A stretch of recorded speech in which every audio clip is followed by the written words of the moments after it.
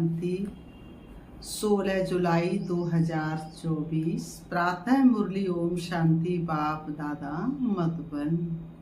आज प्यारे बाबा ने सुनाया, मीठे बच्चे, बाबा कहते मीठे बच्चे, ड्रामा की यथार्थ नॉलेज से ही तुम अचल अडोल और एक रस रह सकते हो। माया के तूफान तुम्हें हिला नहीं सकते। ड्रामा की यथार्थ नॉलेज से ही तुम अचल अडोल और एक रस रह सकते हो। माया के तूफान तुम्हें हिला नहीं सकते। आज की मुरली से बाबा ने प्रश्न किया, देवताओं का मुख एक कौन सा गुण है तुम बच्चों में सदा दिखाई देना चाहिए। देवताओं का मुख एक कौन सा गुण तुम बच्चों में सदा दिखाई देना चाहिए। उत्तर में बाबा ने बताया, हर्षित रहना, सदा खुश रहो, गुनगुनाते चलो। देवताओं को सदा मुस्कुराते हुए हर्षित दिखाते हैं। ऐसे तुम बच्चों को भी सदा हर्षित रहना है। कोई भी बात हो मुस्कुराते रहो, कभी भी उदासी या गुस्सा नहीं आना चाहिए। बाबा ने कहा, जैसे बाप तुम्हें राइट और रॉन्ग की समझानी देते हैं, कभी गुस्सा नहीं करते। बाबा ने कभी तुम्हारे ऊपर गुस्सा किया क्या? कभी किया नहीं किया ना। तो बाबा ने कहा, कभी गुस्सा नहीं करते, उदास नहीं होते। ऐसे तुम बच्चों को भी उदास नहीं होना है। उदास होंगे तो दासी बनना पड़ेगा, इसलिए कभी उदास नहीं होना है। ओम शांति। बेहद के बच्चों को बेहद का बाप समझाते हैं। लौकिक बाप तो ऐसे नहीं कहेंगे। बाबा ने कहा, लौकिक बाप तो ऐसे कभी नहीं कहेंगे। बाबा ने कहा, लौकिक बाप तो नहीं कहेंगे। उनके तो करके 5-7 बच्चे होंगे। लौकिक बाप के कितने बच्चे होंगे? 5 या 7 बच्चे होंगे। ये तो जो सभी आत्माएं हैं आपस में ब्रदर्स है, उन सब का जरूर बाप होगा। बाबा ने कहा, उन सब का जरूर बाप होगा। कहते भी हम सब भाई भाई है, सबके लिए कहते, जो भी आएंगे उनके लिए कहेंगे हम भाई भाई हैं। बाबा कहते, ड्रामा में तो सभी बांधे हुए हैं, जिनको कोई नहीं जानते, ये ना जानना भी ड्रामा में नूद है। जो बाप ही आकर सुनाते हैं कथाएं आदि, जब बैठ सुनाते तो कहते परम पिता परमात्माय नमः। ब्रह्मा देवताय नमः कहेंगे, विष्णु देवताय नमः कहेंगे, फिर कहेंगे शिव परमात्माय नमः। अब वह कौन है ये जानते नहीं। शिव परमात्मा नमः तो कहेंगे, लेकिन वह कौन है ये जानते नहीं। कहते ब्रह्मा देवता, विष्णु देवता, शंकर देवता, परंतु समझ से नहीं कहते हैं, बिना समझे ही कहते हैं। ब्रह्मा को वास्तव में देवता नहीं कहेंगे। देवता विष्णु को कहा जाता है। ब्रह्मा का किसको भी पता नहीं है। ब्रह्मा का तो किसी को पता नहीं है। बाबा ने कहा, विष्णु देवता ठीक है, विष्णु को देवता कहना ठीक है, ब्रह्मा को देवता कहना ठीक नहीं। शंकर का तो कुछ भी पाठ नहीं। बाबा ने कहा, उनकी बायोग्राफी नहीं, शिव बाबा की तो बायोग्राफी है। वह आते ही हैं पतितों को पावन बनाने, नई दुनिया स्थापन करने। अभी एक आदि सनातन देवी देवता धर्म की स्थापना और सब धर्मों का विनाश होता है। बाबा ने कहा, सभी कहाँ जाते हैं? शांति धाम। शरीर तो सबके विनाश होने हैं, नई दुनिया में होने ही है। सिर्फ तुम जो भी मुख्य धर्म है उनको तुम जानते हो, सबके तो नाम ले नहीं सकेंगे। छोटी छोटी टालियां तो बहुत हैं। वृक्ष में छोटी छोटी डालियों की कोई गिनती कर सके? मैन डाली की गिनती तो की भी जा सकती है। पहले है ब्रिटिज्म, फिर इस्लामी। ये बातें सिवाय तुम बच्चों की और कोई की बुद्धि में नहीं है। अभी वह आदि सनातन देवी देवता धर्म प्राय लोप है। इसलिए बनन ट्री का मिसाल देते हैं, इसलिए बरगद के पेड़ का मिसाल देते हैं। बाबा कहते सारा झाड़ खड़ा है, फाउंडेशन है नहीं।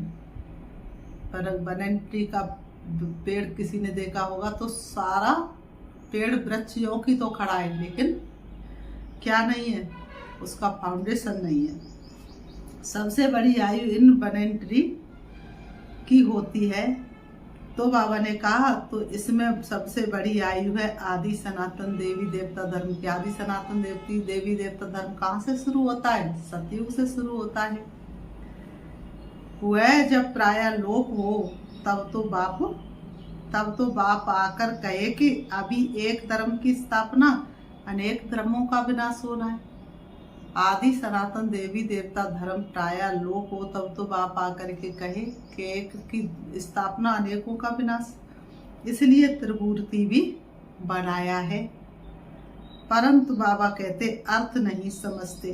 तुम जानते हो ऊंचे तो ऊंच भगवान है, फिर ब्रह्मा विष्णु शंकर पर सृष्टि पर आते तो देवी देवताओं के सिवाय और कोई धर्म है नहीं। भक्ति मार्ग की भी ड्रामा में नूद है। पहले शिव की भक्ति करते फिर देवताओं की। जैसे जैसे आत्माओं की कला कम होती जाती वैसे वैसे भक्ति भी गिरावट की ओर जाती है। भारत की ही तो बात है, बाकी तो समझते हैं हमारा धर्म मठ पंथ कब स्थापन होता है। जैसे आर लोग कहते हैं हम बहुत पुराने हैं, वास्तव में सबसे पुराना तो है ही कौन? आदि सनातन देवी देवता धर्म। बाबा ने कहा आर लोग से भी पुराना। तुम जब झाड़ पर समझाते हो तो खुद भी समझ लेंगे कि हमारा धर्म फलाने समय पर आएगा। सबको जो अनादि अविनाशी पार्ट मिला हुआ है। बाबा कहते हैं सो बजाना है। इसमें कोई का दोष व भूल नहीं कह सकते। किसी का दोष नहीं। गाली देने वाले का भी ड्रामा में पाठ नूदा हुआ है। ये तो सिर्फ समझाया जाता है। पाप आत्मा क्यों बने हैं, कैसे बने पाप आत्मा? धीरे धीरे सीढ़ी नीचे उतरते उतरते पाप आत्मा बन गए। बाबा ने कहा दिव्य गुण जब खत्म हो जाते तब आश्रय गुण आ जाते हैं तो पाप आत्मा बन जाते हैं। मनुष्य कहेंगे बेहद के बाप के सब बच्चे हैं। मनुष्य कहेंगे सारी दुनिया ही भगवान के बच्चे हैं। फिर सब ब्रदर्स सतयुग में क्यों नहीं है? परंतु ड्रामा में पार्टी ही नहीं है सबका। सब इंजीनियर थोड़ी न बन जाएंगे। एक ही पिता के 4 बच्चे होते तो सब एक जैसा पद थोड़ी नहीं पा लेते हैं। ये अनादि ड्रामा बना हुआ है, इसमें निश्चय रखो और कोई बात बोलो नहीं। चक्र भी दिखाया है कैसे ये फिरता है। कल्प वृक्ष का भी चित्र है, परंतु ये कोई जानते नहीं कि इनकी आयु कितनी है। बाप कोई की निंदा नहीं करते हैं, ये तो समझाया जाता। तुमको भी समझाते हैं तुम कितने पावन थे। अभी पतित बने हो तो पुकारते हो हे पतित पावन आओ। पहले तो तुम सबको पावन बनना है, फिर नंबर बार पाठ बजाने आना है। आत्मा सब ऊपर में रहती हैं, बाप भी ऊपर में रहते हैं। फिर उनको बुलाते हैं कि आओ। ऐसे हुए बुलाने से आते नहीं है, एक के बुलाने से, 2 के बुलाने से सारी सृष्टि पतित बन जाती है। पतितों को पावन बनाने के लिए तब परमात्मा आते हैं। बाप कहते मेरा भी ड्रामा में पाठ नूदा हुआ। जब मेरा पाठ होता है तभी मैं परम धाम छोड़ करके सृष्टि रंगमंच पर पाठ बजाने के लिए आता हूँ। बाबा कहते मेरा भी ड्रामा में पाठ नूदा हुआ है। जैसे हद के ड्रामा में भी बड़े बड़े मुख्य एक्टर्स का पाठ होता है, ये फिर है बेहद का ड्रामा। सब ड्रामा के बंधन में बांधे हुए हैं। इसका मतलब ये नहीं है कि धागे में बांधे हुए हैं, नहीं। ये बाप समझाते हुए है जड़ झाड़। अगर बीज चेतन होता तो उसको मालूम होता ना कि ये कैसे झाड़ बड़ा हो फिर फल देगी। ये तो है चेतन बीज, इस मनुष्य सृष्टि रूपी झाड़ का। इसको उल्टा झाड़ कहा जाता है क्योंकि प्रत्येक झाड़ का बीज कहाँ होता है? नीचे होता है और टालियां ऊपर, लेकिन इसका बीज रूप परमात्मा कहाँ है? परम धाम में। तो बाबा ने कहा बाप है तो है नॉलेजफुल, उनको सारे झाड़ की नॉलेज है। ये है वही गीता की नॉलेज, कोई नई बात नहीं है। बाबा कोई श्लोक आदि नहीं उच्चारते हैं, वो लोग ग्रंथ पढ़कर फिर अर्थ बैठ समझाते हैं। बाप समझाते हैं ये पढ़ाई, इसमें ये पढ़ाई है, इसमें श्लोक आदि की दरकार नहीं। बाबा कहते बच्चों ये क्या है, पढ़ाई, इसमें श्लोक आदि की दरकार नहीं, श्लोक करने की जरूरत नहीं। उन शास्त्रों की पढ़ाई में तो कोई ऑब्जेक्ट नहीं है, कोई लक्ष्य नहीं है, तुमको ये बनना है बस। कहते भी ये ज्ञान भक्ति फिर वैराग्य, ज्ञान आता है तो भक्ति से वैराग्य आता है। ये पुरानी दुनिया विनाश होती है। बाबा ने कहा सन्यासियों का हद का वैराग्य और तुम्हारा है बेहद का वैराग्य। शंकराचार्य आते तब वह बैठ सिखलाते, घर बार से वैराग्य। वह भी शुरू के में शास्त्रार्थ नहीं सिखाते, जब बहुत वृद्धि होती जाती तब शास्त्र बनाने शुरू करते हैं। पहले पहले तो धर्म स्थापन करने वाला एक ही होता है, फिर धीरे धीरे वृद्धि को पाते हैं। ये भी समझना है सृष्टि में पहले पहले कौन सा धर्म था। अभी तो अनेक धर्म है। आदि सनातन देवी देवता धर्म था, जिसको स्वर्ग हेवन कहते हैं। तुम बच्चे रचयिता और रचना को जानने से आस्तिक बन जाते हो। रचयिता को जानने से, रचयिता कौन है, बाप रचयिता है, और रचना कौन है उसकी, आज सनातन देवी देवता धर्म। तो बाबा ने कहा तुम आस्तिक बन जाते हो। दुनिया में लोग न रचयिता को जानते और न उनकी सुंदर रचना को जानते हैं। बाबा कहते हैं तो तुम जान जाते हो। बाबा कहते तुम बच्चे रचयिता रचना को जानने से आस्तिक बन जाते हो। नास्तिक पने का कितना दुख होता है, निधन के बन पड़ते हैं। सभी किसके बन जाते, निधन के। आपस में लड़ते झगड़ते रहते, कहते हैं ना तुम आपस में लड़ते रहते हो, तुम्हारा कोई धनी दौड़ी नहीं है क्या। इस समय सब निधन के बन पड़ते हैं। नई दुनिया में पवित्रता सुख शांति सब था, अपार सुख थे, यहाँ परम्पार दुख है। वह है सतयुग के, ये है कलयुग के। अभी तुम्हारा है पुरुषोत्तम संगम युग। ये पुरुषोत्तम संगम युग एक ही होता है। सतयुग त्रेता के संगम को पुरुषोत्तम नहीं कहेंगे। यहाँ है असुर, वहाँ है देवताएं। तुम जानते ये रावण का राज्य, रावण के ऊपर गधे का शीश दिखाते हैं। गधे को कितना भी साफ कर उस पर कपड़े रखो, गधा फिर भी क्या करेगा, मिट्टी में लेटकर कपड़े खराब कर देगा। इसलिए रावण के सिर पर गधे का मिसाल दिखाते हैं। बाप तुम्हारे कपड़े साफ गुलगुल बनाते, फिर रावण राज्य में लिथड़ कर अपवित्र बन जाते हो। आत्मा और शरीर दोनों अपवित्र बन जाते हैं। पाप कहते तुमने सारा श्रृंगार गवा दिया। पाप को पतित पावन कहते, तुम भरी सभा में कह सकते हो कि हम गोल्डन एज में कितने श्रृंगारे हुए थे। जब सतयुग था, नई दुनिया थी, तो हम कैसे थे, श्रृंगारे हुए थे। किससे, गुणों से।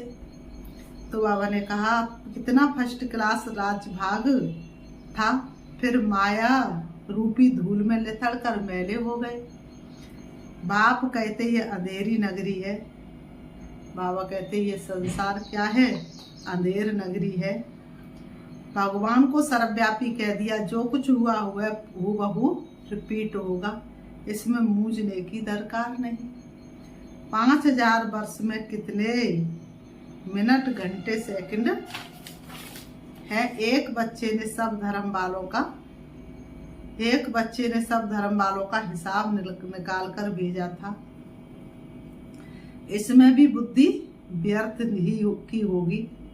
मैंने कहा हिसाब निकाला होगा घंटों घंटे, तो मैंने कहा इसमें भी बुद्धि व्यर्थ की होगी। बाबा तो ऐसे ही समझाते हैं कि दुनिया कैसे चलती है। बाबा कहते हैं प्रजापिता ब्रह्मा है ग्रेट ग्रेट ग्रैंडफादर। उनका ऑक्यूपेशन कोई नहीं जानते। ब्रह्मा का ऑक्यूपेशन कोई नहीं जानते कि ब्रह्मा ने क्या किया। तो बाबा कहते हैं विराट रूप बनाया है तो प्रजापिता ब्रह्मा को भी उड़ा दिया है। बाप और ब्राह्मणों को यथार्थ रीति जानते नहीं है, न बाप को यथार्थ रीति जानते और ना ही ब्राह्मणों को जानते हैं। बाबा ने कहा तो बाबा कहते हैं, उनको कहते भी है आदि देव। बाप समझाते मैं इस झाड़ का चैतन्य बीज रूप हूँ। श्री बाबा कहते मीठे बच्चे मैं इस झाड़ का क्या हूँ? चैतन्य बीज रूप हूँ। बाबा कहते हैं तो बाबा कहते हुए उल्टा झाड़ है। बाप जो सत्य चैतन्य ज्ञान का सागर है, उनकी ही महिमा की जाती है। आत्मा ना हो तो चल भी ना सके। अगर आत्मा शरीर में ना हो तो शरीर तो चल भी ना सके। गर्भ में भी 5-6 मास के बाद आत्मा प्रवेश करती है। यह भी ड्रामा बना हुआ है। फिर आत्मा निकल जाती है तो खलास। आत्मा अविनाशी हुआ पार्ट बजाती है। ये बाप आकर रिलाइज कराते, श्री बाबा आकर के रिलाइज कराते हैं। आत्मा इतनी छोटी बिंदी है, उसमें अविनाशी पार्ट भरा हुआ है। परम पिता भी आत्मा है, उनको ज्ञान का सागर कहा जाता है। वही आत्मा का रियलाइजेशन कराते हैं। वह तो सिर्फ कह देते परमात्मा सर्वशक्तिवान हजारों सूर्य से तेजोमय है, परंतु समझते कुछ भी नहीं। बाप कहते ये सब भक्ति मार्ग में वर्णन किया हुआ है। बाबा ने कहा हजारों सूर्यों से तेज है, ये बात सब कहाँ वर्णन की गई है? भक्ति मार्ग में और शास्त्रों में लिख दिया है। अर्जुन को साक्षात्कार हुआ तो कहा मैं इतना तेज सहन नहीं कर सकता हूँ। तो वह बात मनुष्यों की बुद्धि में बैठी हुई है। इतना तेजों में किसके अंदर प्रवेश करे तो फट जाए। ज्ञान तो नहीं है ना, तो समझते परमात्मा तो हजार सूर्य से तेजोमय है। हमको उनका साक्षात्कार चाहिए। भक्ति की भावना बैठी हुई है तो उनको वह साक्षात्कार भी होता है। बाबा ने कहा तो बाबा कहते भक्ति की भावना बैठी हुई है तो उनको वह साक्षात्कार भी होता है। शुरू में तुम्हारे पास भी ऐसे बहुत साक्षात्कार करते थे, आंखें लाल हो जाती थी। बाबा ने कहा साक्षात्कार किया, फिर आज वह कहाँ है? वह सभी है भक्ति मार्ग की बातें। तो बाबा कहते हो ये सब बाप समझाते हैं, इसमें गिलानी की तो कोई बात नहीं है। बच्चों को सदैव हर्षित रहना है। ये तो ड्रामा बना हुआ है। मुझे इतनी गालियां देते फिर भी मैं क्या करता हूँ? गुस्सा आता है क्या? बाबा ने कहा समझाता हूँ ड्रामा अनुसार। ये सब भक्ति मार्ग में फंसे हुए, नाराज होने की बात ही नहीं। ड्रामा ऐसा बना हुआ है, प्यार से समझानी देनी होती है। बेचारे अज्ञान अंधेरे में पड़े हुए हैं, नहीं समझते तो तरस भी पड़ता है। सदैव मुस्कुराते रहना चाहिए। ये बेचारे स्वर्ग के द्वारे आ नहीं सकेंगे। ये सब शांति धाम में जाने वाले। बाबा ने कहा ये बेचारे स्वर्ग के द्वारे तो आ नहीं सकेंगे, पढ़ाई नहीं करेंगे तो कैसे आएंगे? सब चाहते भी शांति ही है, तो बाप ही रियल समझाते हैं। बाबा कहते हैं अभी तुम जानते हो कि ये खेल बना हुआ है। ड्रामा में हर एक को पार्ट मिला हुआ है। इसमें बड़ी अचल स्टेरियम बुद्धि चाहिए। जब तक अचल अडोल एक रस अवस्था नहीं, तब तक पुरुषार्थ कैसे करेंगे? कुछ भी हो, पल तूफान आए परंतु स्टेरियम रहना है। माया के तूफान तो ढेर आएंगे और पिछाड़ी तक आएंगे।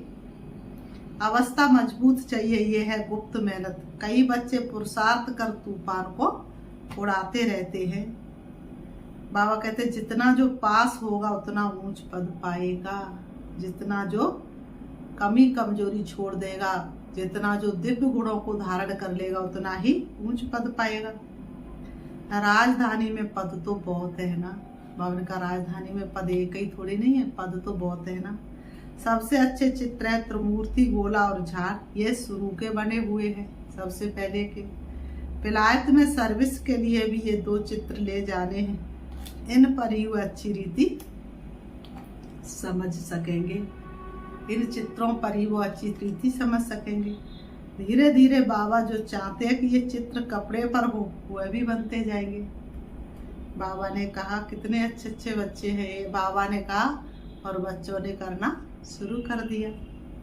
तुम समझाएंगे कि ये कैसे स्थापना हो रही है, तुम भी इसको समझेंगे तो अपने धर्म में ऊंच पद पाएंगे। बाबा कहते कोई भी धर्म वाला है चाहे वह इस ज्ञान को समझ ले और बाबा को याद करना शुरू कर दे तो अपने धर्म में ऊंच पद पाएंगे। क्रिश्चियन धर्म में तुम ऊंच पद पाना चाहते तो ये अच्छी रीति समझो। बाबा ने कहा हर धर्म की आत्मा को तुम ये ज्ञान सुना सकते हो, समझा सकते हो। फिर बाबा कहते अच्छा, बाबा ने कहा अच्छा, मीठे मीठे सिखी लते बच्चों प्रति माता पिता बाप दादा का याद प्यार और गुड मॉर्निंग रूहानी बाप की, रूहानी बच्चों को नमस्ते। हम रूहानी बच्चों की रूहानी बाप दादा को याद प्यार और नमस्ते नमस्ते नमस्ते नमस्ते। धारणा के लिए मुक्तसार नंबर 1। इस पुरुषोत्तम संगम युग पर पवित्र बन स्वयं का श्रृंगार करना है। प्यारे बाबा तुम्हारा यही कहना है और पहने रहना गुणों का तुम्हें गहना है। कभी भी माया की धूल में लितड़कर श्रृंगार बिगाड़ना नहीं है। नंबर 2, बाबा ने बताया इस ड्रामा को यथार्थ रीति समझकर अपनी अवस्था अचल अडोल स्थैर्यम बनानी है। कभी भी मूंझना नहीं है, सदैव हर्षित रहना है। कभी भी मूंझना नहीं है, सदैव हर्षित रहना है। आज की मुरली से वरदान बाबा ने दिया, सोच समझकर हर कर्म करने वाले पश्चाताप से मुक्त ज्ञानी तू आत्मा भव। सोच समझकर हर कर्म करने वाले पश्चाताप से मुक्त ज्ञानी तू आत्मा भव। ऐसा कोई कर्म नहीं करना चाहिए जिसका खुद को खुद ही इतना पश्चाताप हो जो सारा दिन बुद्धि का योग बाप से लगे ही नहीं, उन्हीं बातों में लगा रहे। स्पष्टीकरण दुनिया में भी कहते पहले सोचो फिर करो। जो सोचकर नहीं करते, करके फिर सोचते हैं तो पश्चाताप का रूप हो जाता। पीछे सोचना ये पश्चाताप का रूप है और पहले सोचना ये ज्ञानी तू आत्मा का गुण है। द्वापर कलयुग में तो अनेक प्रकार के पश्चाताप ही करते रहे, लेकिन अब संगम पर ऐसा सोच समझकर संकल्प व कर्म करो तो कभी मन में भी एक सेकंड भी पश्चाताप ना हो, तब कहेंगे ज्ञानी तू आत्मा। स्लोगन है, रहमदिल बन सर्व गुणों और शक्तियों का दान देने वाले ही मास्टर दाता है। रहमदिल बन सर्व गुणों और शक्तियों का दान देने वाले ही मास्टर दाता है। अच्छा, ओम शांति, ओम शांति। अभी हम बाबा को एक गीत के माध्यम से याद करते हैं। चलिए। चरणों में जगह मांगी थी, हमें दिल में बसा लिया। चरणों में जगह मांगी थी, हमें दिल में बसा लिया। थे एक नजर के प्यासे, नजरों में समा लिया। आपका शुक्रिया, आपका शुक्रिया, आपका शुक्रिया, आपका शुक्रिया। वरदान भरी दृष्टि से हमें बनाया त्रिकालदर्शी। जन्मों के पुण्य फले हैं, प्रभु दया है बितनी बरसी। सत्कर्मों के सरगम से, सत्कर्मों के पुण्यों से गुण गाना सिखा दिया। ते एक नजर के प्यासे, नजरों में समा लिया। आपका शुक्रिया, आपका शुक्रिया। खुशियों के पंख लगा के जी करता है उड़ जाऊं। प्रभु प्रेम के बादल बनकर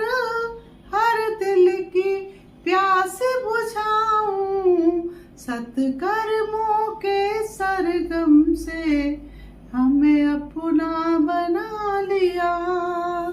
थे एक नजर के प्यासे, नजरों में समा लिया। आपका शुक्रिया, आपका शुक्रिया, आपका शुक्रिया, आपका शुक्रिया। ओम शांति। ओम